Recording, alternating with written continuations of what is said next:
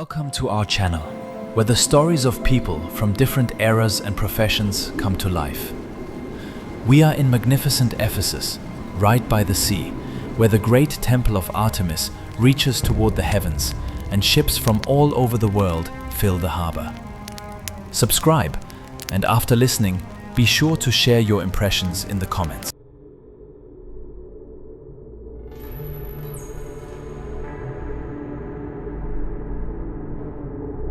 The history of England is a grand and tragic saga spanning more than 2,000 years. The misty shores of this northern island witnessed some of the greatest upheavals and suffering in human history.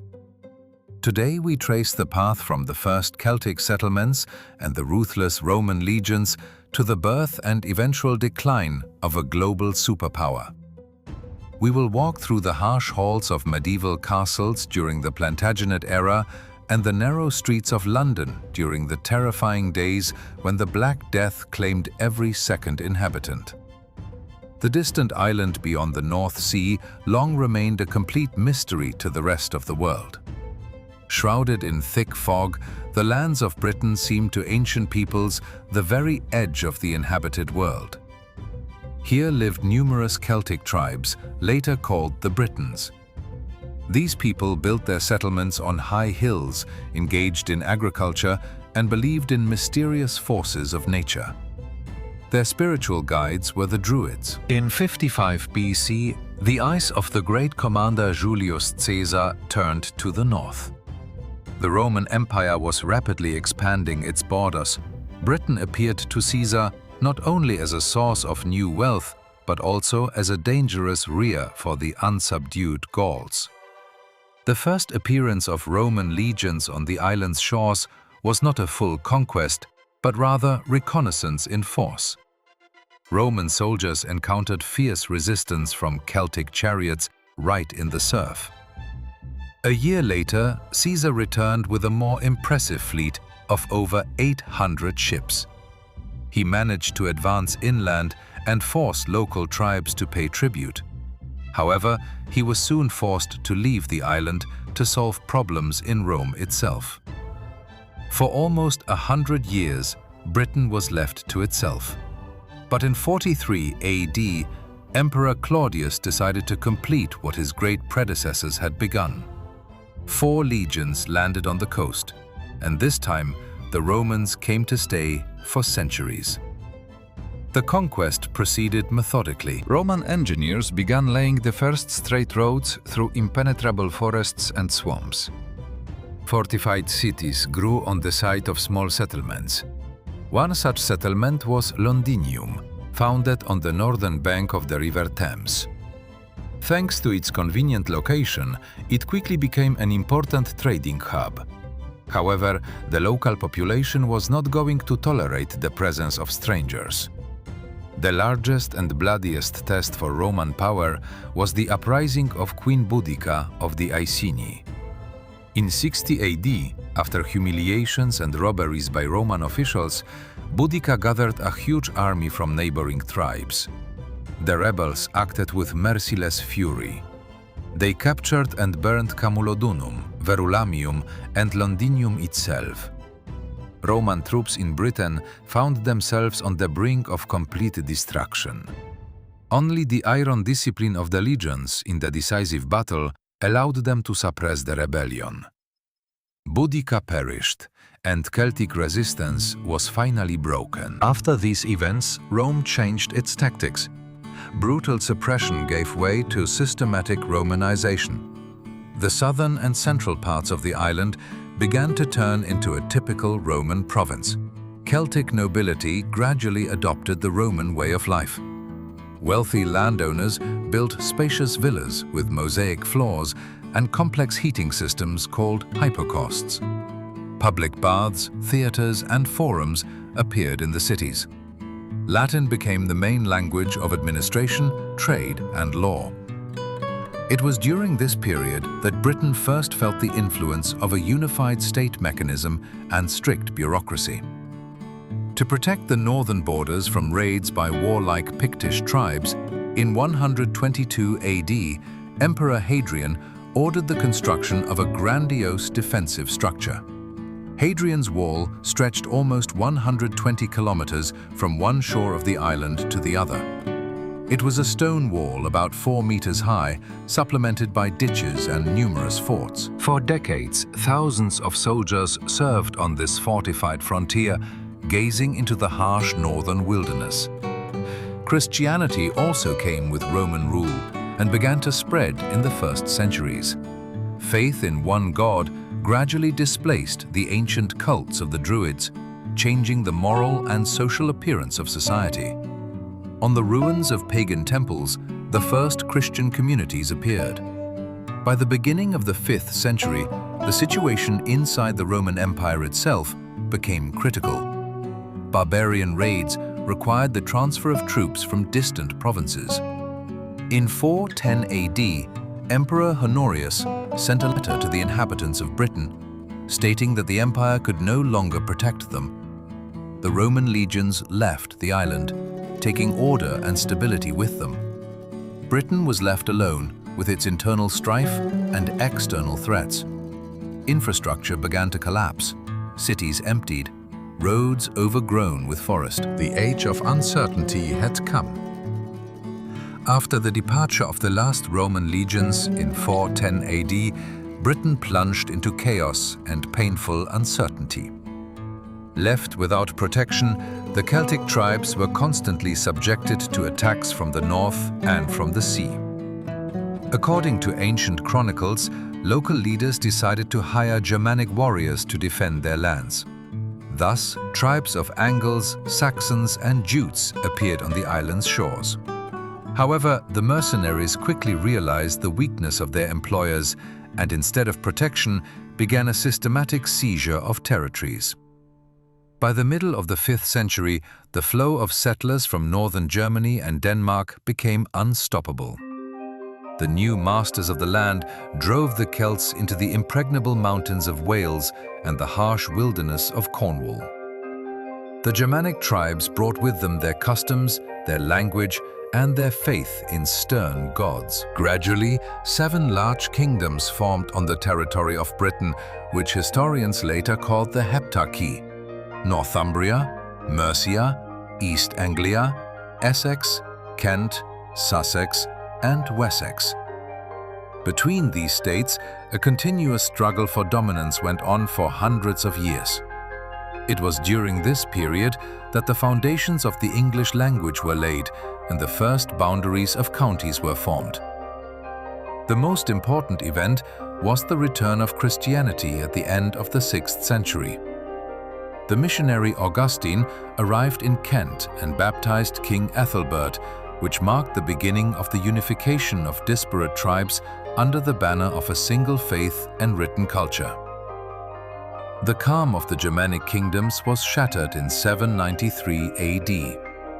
In that year, fierce northern warriors in fast ships attacked the monastery at Lindisfarne. This event marked the beginning of the Viking Age. Scandinavian raiders were distinguished by incredible cruelty and mobility. At first, they carried out only quick predatory raids in the summer, but soon their appetites grew. In 865 AD, a great heathen army landed on the shores of the island. The Vikings no longer wanted simply to plunder. They came to conquer and settle on these lands. One after another, the Anglo-Saxon kingdoms fell under their onslaught.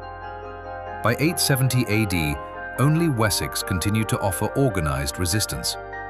In this critical moment, the history of England was changed by a man named Alfred, who would later become the only English monarch awarded the title the Great. At the beginning of his reign, he suffered several defeats and was forced to hide in the impenetrable marshes of Somerset. There, Alfred gathered faithful people and rebuilt his strategy. He understood that the Vikings could not be defeated by counterattacks alone.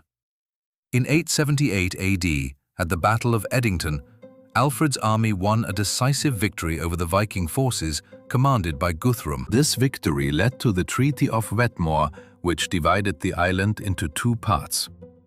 The southwestern part remained under Anglo-Saxon control, while the northeastern territory passed to the Scandinavians and received the name Danelaw, or the area of Danish law.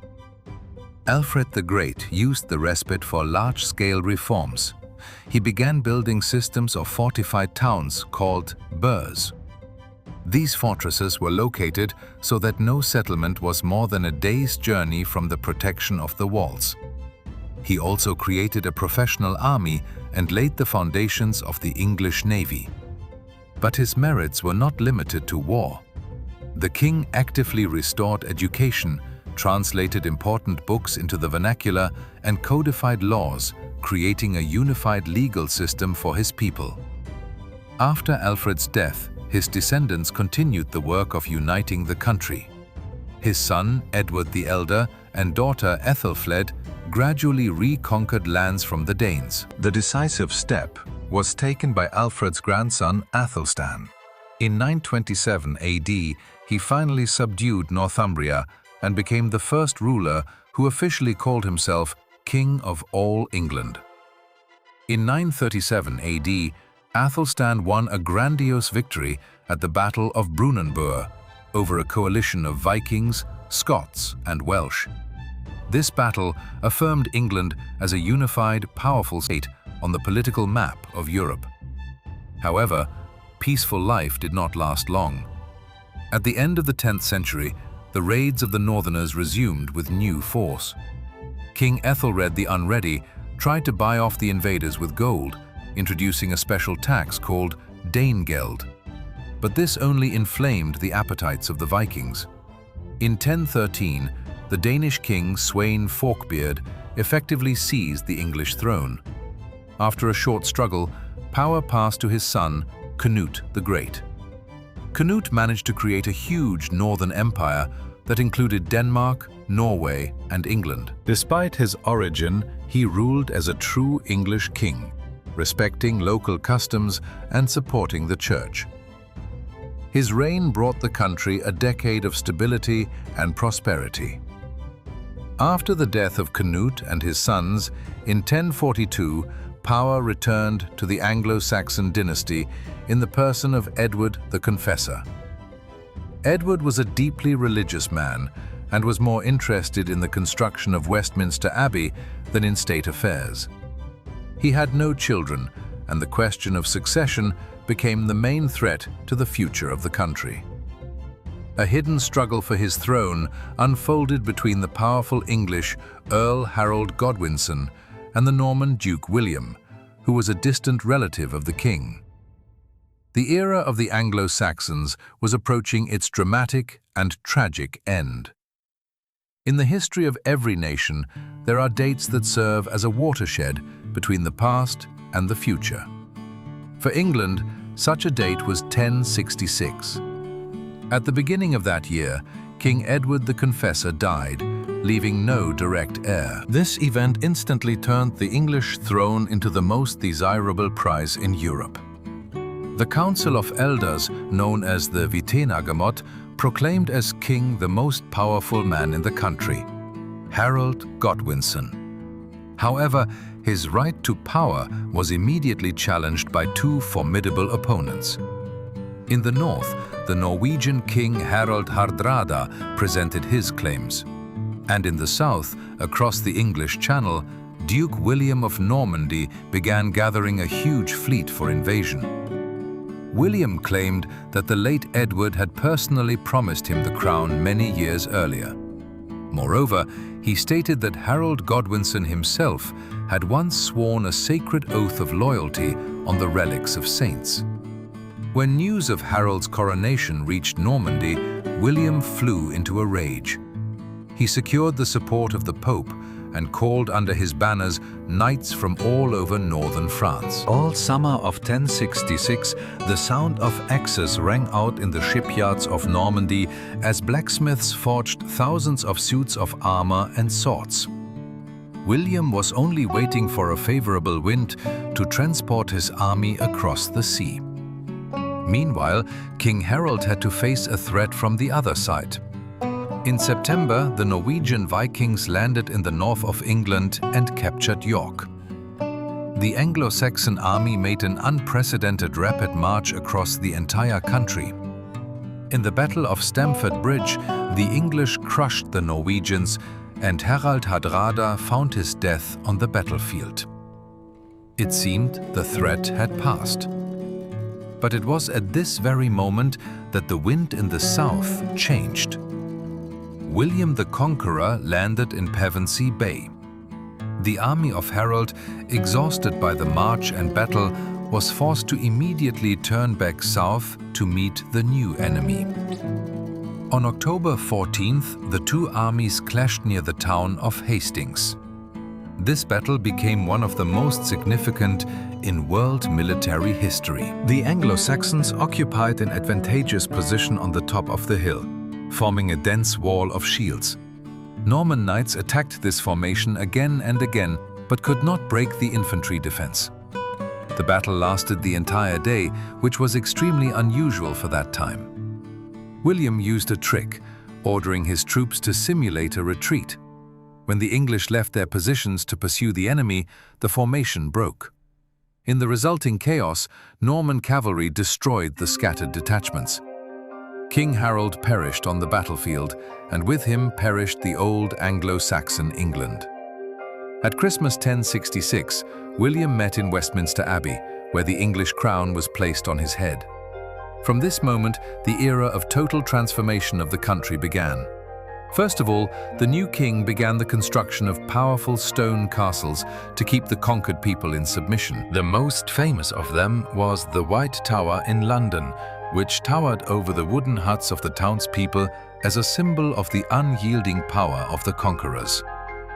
Fortresses grew all over England, forever changing the landscape of the country. Stone replaced wood, and stern Romanesque architecture came to replace the simple buildings of the past. William completely replaced the English aristocracy with his Norman vassals. Almost all lands passed into the hands of French knights, who brought with them the system of feudal relations. To know exactly the scale of his possessions and the volume of taxes, the king ordered the first general census of the population in the history of Europe.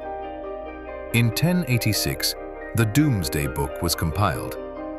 It recorded every manor, every mill, and every head of cattle on the island. For ordinary Englishmen, this seemed like the end of the world, because there was no hiding from the accounting, and the decision of the royal officials was final. The deepest changes occurred in culture and language. The Norman elite spoke a French dialect, while the common people continued to use the ancient English language. This created a situation of bilingualism that lasted for 3 centuries. Latin remained the language of the church and official documents. French became the language of the court, chivalry, and fashion. English turned into the language of commoners. However, this division did not destroy the English language, but enriched it with thousands of new words.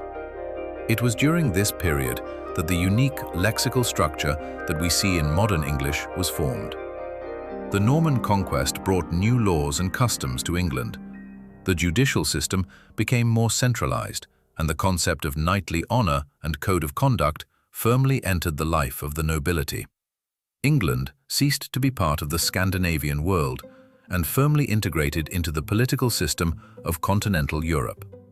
Now, English kings owned huge territories in France, which predetermined future conflicts for centuries to come.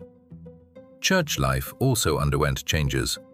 Key positions in monasteries and bishoprics were given to people from Normandy, who brought new methods of governance and European education. The period of William the Conqueror's rule and that of his sons was harsh and often cruel. The suppression of uprisings in the north of the country was accompanied by the devastation of entire districts, which went down in history as the harrying of the north. But it was this iron hand that allowed the creation in England of one of the most organized and strong states of that time. Chapter 4. The Plantagenets. Rise, wars, and the first steps toward freedom. In the middle of the 12th century, one of the brightest and most contradictory dynasties in European history ascended the English throne. Henry II became the first king of the Plantagenet dynasty. He inherited a country devastated by civil wars and turned it into the center of a huge Angevin empire. His possessions stretched from the harsh shores of Scotland to the sun-drenched vineyards of the Pyrenees. Henry II was a man of incredible energy.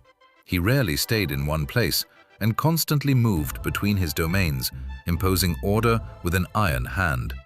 It was under him that the system of common law began to take shape, which still lies at the basis of legal systems in many countries of the world. Royal judges began to regularly travel the counties, displacing the old feudal courts and establishing uniform standards of justice for all free people. The reign of Henry II was overshadowed by a deep conflict with the Church. His longtime friend Thomas Becket, who became Archbishop of Canterbury, opposed the king's attempts to limit the privileges of the clergy. The dispute ended tragically. In 1170, the king's knights killed Becket right at the altar of the cathedral. This event shocked all of Christian Europe and forced Henry to perform public penance. However, despite this internal crisis, the power of England continued to grow. Henry's wife, Eleanor of Aquitaine, was one of the most influential women of the Middle Ages. She brought the richest French lands to the English crown and filled court life with the culture of courtly love and knightly poetry. After the death of Henry II, the crown was inherited by his son Richard, who went down in history under the nickname Lionheart. Richard became the embodiment of the ideal medieval knight. Almost his entire 10-year reign he spent outside England. His main goal was the liberation of Jerusalem. In 1190, Richard set off on the Third Crusade. His military exploits on the Holy Land and confrontation with Sultan Saladin became subjects of countless legends and ballads. In 1199, the throne was taken by Richard's younger brother John, later nicknamed Lackland. His reign became a chain of catastrophes and conflicts. John quickly lost a large part of the Plantagenet French possessions, including ancestral Normandy. His despotic style of government, constant demands for new taxes, and unsuccessful foreign policy led to a large-scale uprising of English barons. In June 1215, at Runnymede, near London, the rebellious nobles forced the king to sign a document that forever changed the course of world history. It was the Magna Carta. The Great Charter of Liberties, for the first time in history, proclaimed the principle that the king is not above the law. It limited the arbitrariness of monarchs in matters of taxation and guaranteed free people the right to a fair trial. Although John Lackland almost immediately tried to annul this document, the charter became a symbol of the struggle for civil rights. It was repeatedly confirmed by subsequent kings and served as the foundation for the formation of the English Parliament. The son of John, Henry III, ruled the country for a long 56 years. Under him, the political life of England became even more complex. In the middle of the 13th century, barons, under the leadership of Simon de Montfort, again raised an uprising. In 1265, de Montfort convened an assembly to which, for the first time, were invited not only lords and high clergy, but also representatives of cities and knights from each county. This assembly is considered the prototype of the modern parliament. The next king, Edward I, went down in history under the nickname Longshanks, or Hammer of the Scots. He was an energetic ruler and talented legislator. Edward finally conquered Wales, building there a chain of powerful castles that have survived to this day. He also made an attempt to capture Scotland, which led to protracted wars and the appearance of such national heroes of Scottish resistance as William Wallace and Robert the Bruce. The 14th century brought England new trials and the brilliance of knightly victories. The son of Edward II, Edward III, presented his claims to the French throne, which served as the beginning of a long conflict later called the 100 Years' War. In this period, England experienced the flowering of national pride. The Order of the Garter appeared, which became the highest award for knightly valor.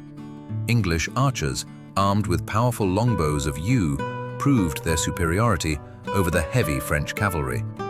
The Battle of Crécy in 1346 became a triumph of new military tactics and marked the decline of classical medieval chivalry. The era of the Plantagenets was a time of great cathedrals erected in the Gothic style, a time of formation of the classical English language and the birth of national literature. It was a period when England realized itself as a powerful, centralized state with unique political traditions. The struggle between the king's sword and the right of law created the spark from which the flame of modern democracy later flared up. In the middle of the 14th century, England entered a period of trials that forever changed the face of medieval Europe. This period began with a grandiose conflict known as the 100 Years' War. The formal reason was the claims of the English king Edward III to the French throne. However, behind the dynastic disputes lay deep economic interests related to control over rich trade routes and wool production. England at that time was a young and aggressive state that sought to expand its influence on the continent. The first phase of the war brought the English incredible successes. In 1346, at the Battle of Crécy, English archers proved that discipline and the power of the long yew bow surpassed the heavy knightly cavalry of France. 10 years later, in 1356, the king's son, known as the Black Prince, won a brilliant victory at Poitiers, capturing the French king John II himself. But at the peak of military success, an enemy came to England before whom swords and arrows were powerless. In 1348, the Black Death arrived in the ports of the southern coast. The Great Plague epidemic spread with frightening speed, sparing neither poor nor rich. In 2 years, the country lost almost half of its population. Villages emptied, fields overgrown with weeds, and in the cities, there were not enough living to bury the dead. This demographic shock caused the deepest crisis of the feudal system. The surviving peasants suddenly realized their value. There was a catastrophic shortage of workers, and the survivors began to demand higher pay for their labor and personal freedom. The government tried to limit wage growth by law, but this only added fuel to the fire of popular discontent. In 1381, social tension resulted in a large-scale uprising led by Wat Tyler. Thousands of peasants and artisans marched on London, demanding the abolition of serfdom and equality before the law. Although the uprising was brutally suppressed, it marked the beginning of the end of the old serfdom. English society began to slowly but surely transform. Instead of working on the lord's lands, peasants increasingly switched to monetary rent, which contributed to the development of market relations and the growth of personal independence of the population. The war with France, meanwhile, continued with varying success. After a period of calm, a young and ambitious Henry V ascended the English throne. In 1415, he renewed his claim to the French crown and landed on the continent with a small but very cohesive army. On October 25th of the same year, the famous Battle of Agincourt took place. Despite the huge numerical superiority of the French and the viscous mud underfoot, English archers again worked a miracle. A hail of arrows destroyed the flower of French chivalry, and Henry V became the de facto ruler of northern France. But history decreed otherwise. The sudden death of Henry V in 1422 and the appearance on the historical scene of Joan of Arc turned the tide of events. The French gained spiritual strength and began to methodically reconquer their lands. English garrisons surrendered one after another. By 1453, of the huge Plantagenet possessions on the continent, the English had only the port of Calais left. The 100 Years' War ended, leaving England exhausted, but at the same time more united within its island borders. Long years of war and epidemics had a colossal influence on English culture. It was in this harsh century that the English language finally displaced French from the halls of courts and parliament. Geoffrey Chaucer wrote his Canterbury Tales, laying the foundations of great national literature. People began to value earthly life more. This was reflected in the architecture of late Gothic with its huge windows and complex fan vaults. The end of the 15th century became a time of decline of medieval chivalry and transition to a new era. Defeat in the 100 Years' War led to an internal political crisis. A huge number of armed men returned to their homeland, where there was no work, but there were many ambitious lords ready to fight for power. This created the ground for the subsequent internecine war known as the Wars of the Roses, which finally destroyed the old feudal nobility and cleared the way for strong, centralized power. The tragedy of the Black Death and the hardships of endless wars became the crucible in which a new English character was forged. The country ceased to be just a set of feudal possessions and began to realize itself as a single nation with common interests and a common destiny. The disappearance of the old order prepared the ground for the greatest flourishing of England in the future. After the bloody Wars of the Roses, a new dynasty ascended the English throne, destined to turn the medieval island kingdom into a powerful world power. The founder of the dynasty, Henry VII, managed to restore order in finances and subdue rebellious barons, creating a foundation for the absolute power of his heirs. However, the real revolution in the life of the country was carried out by his son, Henry VIII. This monarch possessed colossal energy and a complex character. At the beginning of his reign, he was a zealous Catholic, but fate decreed otherwise.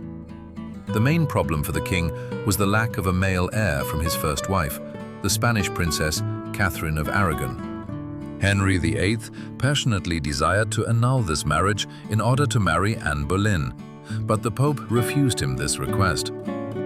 This personal conflict led to the greatest church schism in the history of England.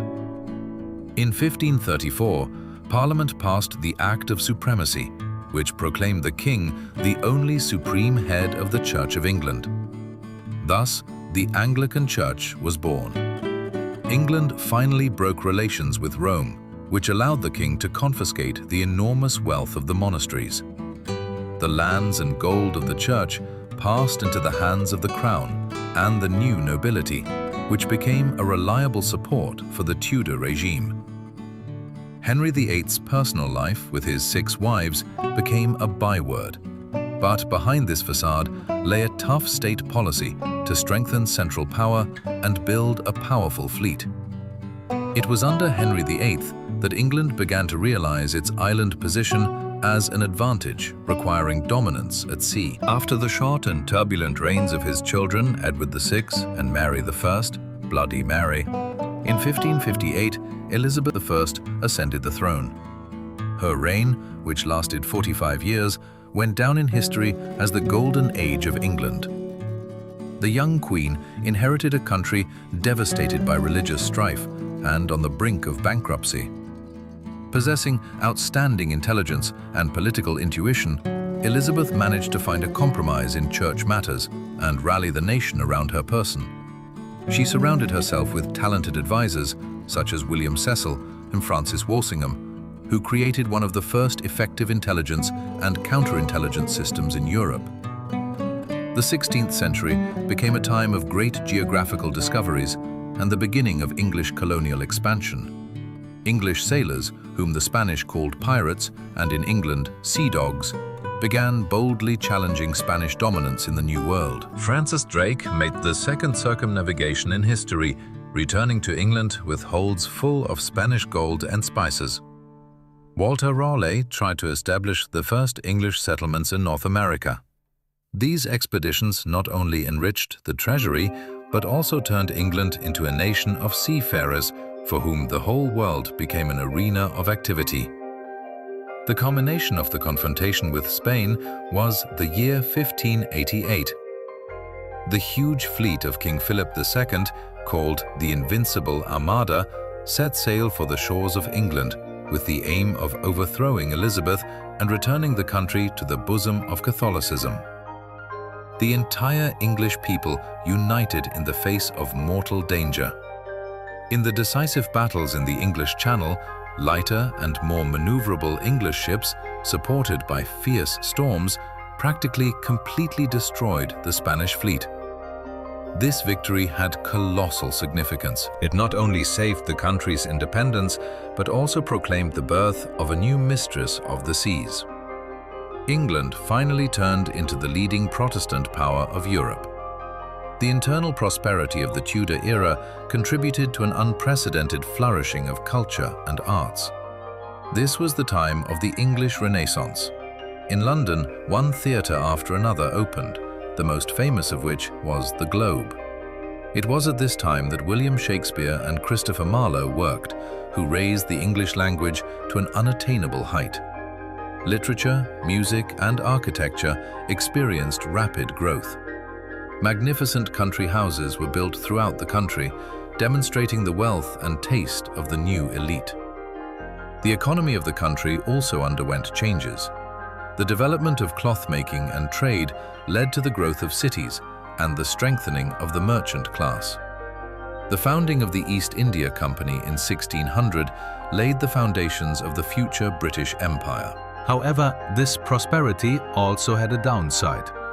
The policy of enclosure of lands for sheep breeding deprived thousands of peasants of their livelihood, turning them into vagrants. In response, the government adopted harsh poor laws, trying to control social tension in a rapidly changing society. By the end of the reign of Elizabeth I, England was already a completely different country than at the beginning of the century. The Reformation forever changed the spiritual landscape, creating a unique national identity based on independence from external spiritual authorities.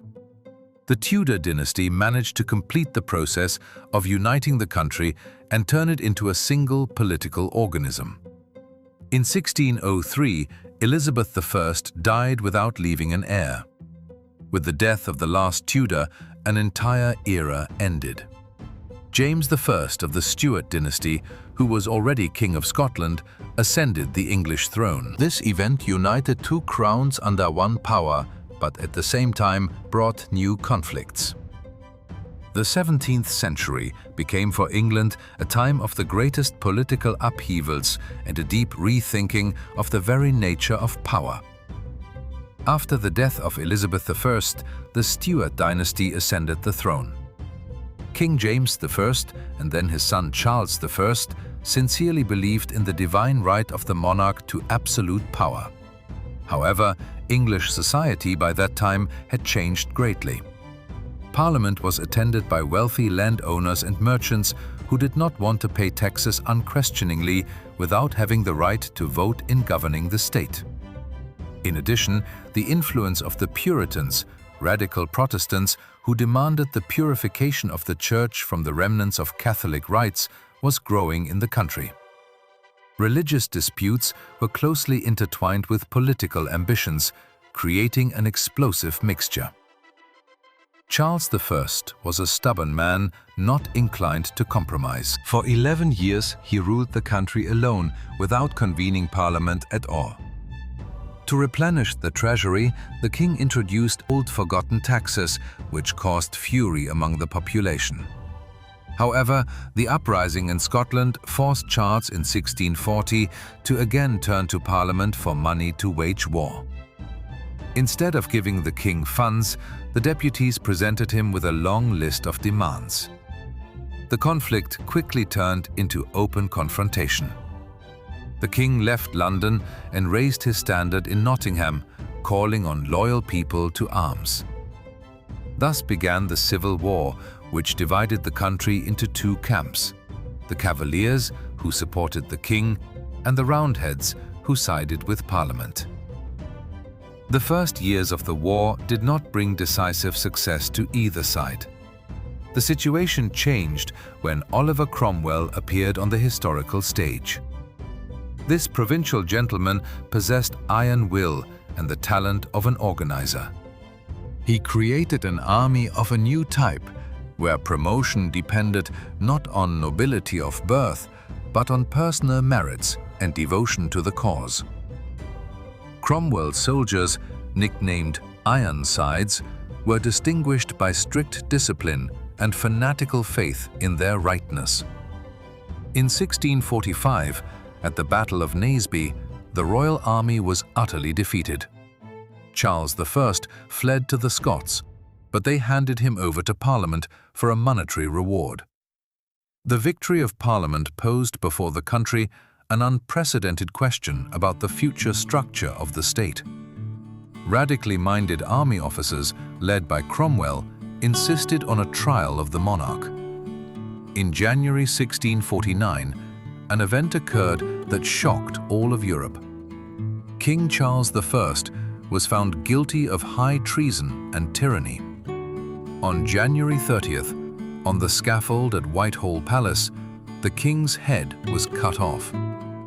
England was proclaimed a republic or commonwealth. For the first time in history, a nation publicly executed its anointed king, declaring that power comes not from heaven, but from the people and the law.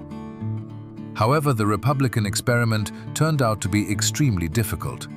The country was devastated by war, and discord began inside the supporters of Parliament. Cromwell faced resistance both from radical levelers demanding complete equality and from supporters of the monarchy. To maintain order, Oliver Cromwell dissolved Parliament and in 1653 accepted the title of Lord Protector. In fact, England turned into a military dictatorship. Cromwell ruled with an iron hand, brutally suppressing uprisings in Ireland and Scotland. He banned theatrical performances, gambling, and even the celebration of Christmas, imposing harsh Puritan morals. At the same time, under him, England regained its status as a great naval power, successfully fighting against Holland and Spain. In 1658, Oliver Cromwell died. His son Richard did not possess his father's authority and could not retain power. The country again found itself on the brink of anarchy. In these conditions, the army and political elite came to the conclusion that the return of legitimate monarchy was the only way to avoid new bloodshed. In 1660, the son of the executed king returned from exile and ascended the throne as Charles II. This event went down in history as the Restoration. England rejoiced, celebrating the return to the usual way of life. Theatres opened, lavish celebrations returned, and Puritan strictness gave way to an era of licentiousness and brilliance of the royal court. But the return of the monarchy did not mean a return to absolute rule. The Civil War had not passed without a trace. Now kings knew that their power had limits. After the death of Charles II, his brother James II tried to strengthen the influence of Catholicism again and limit the rights of Parliament. This time, it was not without a major war. In 1688, the Glorious Revolution took place. James II fled the country, and the Dutch ruler William of Orange was invited to the throne. The main condition for his accession was the signing of the Bill of Rights. The Bill of Rights of 1689 finally secured the supremacy of Parliament over the king. The monarch could no longer cancel laws, introduce taxes, or maintain an army without the consent of the people's representatives. Principles of freedom of speech in Parliament and the rights of subjects to submit petitions were established. Thus, constitutional monarchy was born in England, a unique system in which the king reigns but does not rule. This allowed the country to achieve internal stability, which became the key to future successes. The 17th century ended with an important unifying process. In 1707, the Act of Union was signed, which officially united England and Scotland into the single kingdom of Great Britain. The 19th century became for England a time of unprecedented triumph and profound transformation. In 1837, a young Queen Victoria ascended the throne. Her reign lasted 64 years, and covered an entire era that would later be named after her. During this period, England finally secured its status as the leading world power. The Industrial Revolution, which had begun decades earlier, reached its peak. The country was covered with a dense network of railways that forever changed people's ideas about distance and time. The first steam locomotive, created by George Stephenson, marked the beginning of a transport fever. Travel from London to Edinburgh, which previously took several days, now took only a few hours. This accelerated trade, postal communication, and the movement of people, creating a single economic space. England turned into the workshop of the world. In Manchester, Liverpool, and Birmingham, thousands of factories with tall chimneys grew, which around the clock produced fabrics, steel, and machines. British goods flooded world markets. A huge merchant fleet plowed the oceans, delivering raw materials from remote corners of the planet and taking finished products back. In 1851, the Great Exhibition of the Works of Industry of All Nations opened in London's Hyde Park. For this event, a grandiose crystal palace of glass and iron was built. The exhibition became a symbol of Britain's technical superiority and demonstrated to the world the latest achievements of science, from powerful steam engines to the first electric telegraphs. The British Empire in the Victorian era reached its maximum size. Under London's rule was a quarter of the Earth's land surface and almost a third of the planet's population. Canada, Australia, New Zealand, huge territories in Africa, and the jewel of the British crown, India, constituted a gigantic political mechanism. The popular saying went that the sun never set on the British Empire. In 1876, Queen Victoria accepted the title of Empress of India, which emphasized the global scale of her power. However, behind the external brilliance of the empire, deep social contradictions were hidden. The rapid growth of cities led to the appearance of overcrowded working-class districts with appalling unsanitary conditions. Small children worked in mines and textile factories for 12 hours a day. Charles Dickens, in his novels, masterfully described this contrast between the luxury of high society and the hopeless poverty of the lower classes. Social inequality became the main challenge of the century. Under pressure from public opinion and thanks to the activities of trade unions, Parliament began to adopt laws limiting child labor and improving the living conditions of workers. Gradually, the right to vote expanded, giving more men the opportunity to participate in the political life of the country. Victorian society was distinguished by strict moral norms and adherence to traditions. The image of the ideal family, fidelity, duty, and restraint in emotions became the standard of behavior. It was at this time that many habits that are now considered typically English were finally formed. The tradition of afternoon tea firmly entered the daily life of all strata of the population. Tea became the national drink, and china and silver spoons became an obligatory attribute of a cozy home. The English began to actively engage in sports. Football, cricket, and rugby acquired modern rules and mass popularity. The concept of fair play became an important part of the national character. Science in the 19th century made a colossal leap forward. In 1859, Charles Darwin published his work on the origin of species, which turned people's ideas about the development of life on Earth. Discoveries in physics, medicine, and chemistry changed everyday life. London got the world's first metro. Streets began to be illuminated first by gas and then by electric lanterns. The appearance of photography allowed people to preserve images of loved ones and important historical moments. London became the financial center of the world, where the fates of international loans and trade deals were decided. Victorian England's culture was multifaceted and rich. Besides the literature of Dickens and the Bronte sisters, Pre-Raphaelite painting developed. Architecture in the neo-Gothic style gave London its most recognizable symbol, the Parliament building with the Big Ben Tower. By the end of the century, in the 1890s, the situation began to gradually change. On the world stage, powerful competitors appeared in the form of the United States of America and a united Germany. The pace of England's industrial growth began to slow down compared to these young economies. Inside the country, the suffragette movement demanding voting rights for women was gaining strength. The death of Queen Victoria in 1901 marked the symbolic end of an entire era.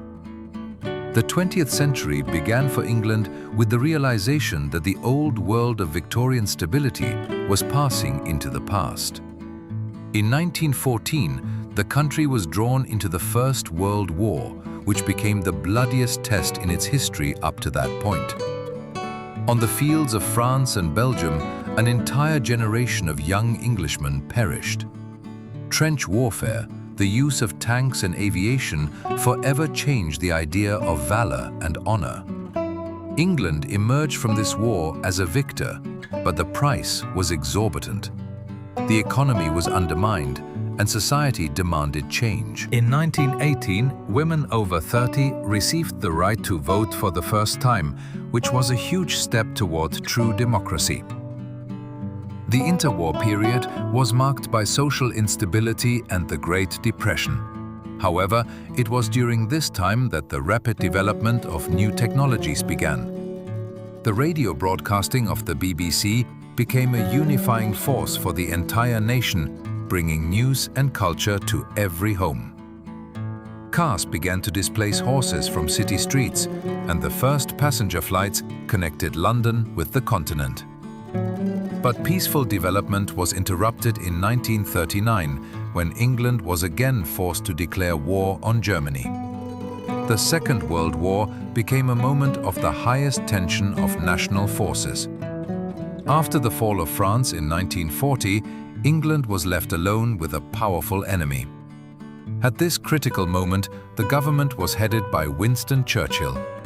His fiery radio speeches instilled faith in victory even in the darkest hours. The Battle of Britain in the skies over the southern coast and the heroic defense of London during night bombings united the people as never before. England turned into a single fortress. Every resident of the country, from workers in defense factories to ordinary townspeople, contributed to the common cause. Victory in 1945 brought long-awaited peace, but the country itself lay in ruins, and its status as a world empire was finally lost. The post-war years were marked by radical internal reforms. The Labour government created the National Health Service, guaranteeing free medical care to every citizen. Large-scale construction of social housing began on the site of bomb-destroyed quarters. At the same time, the British Empire began to rapidly disintegrate. In 1947, India gained independence, followed by dozens of colonies in Africa, Asia, and the Caribbean.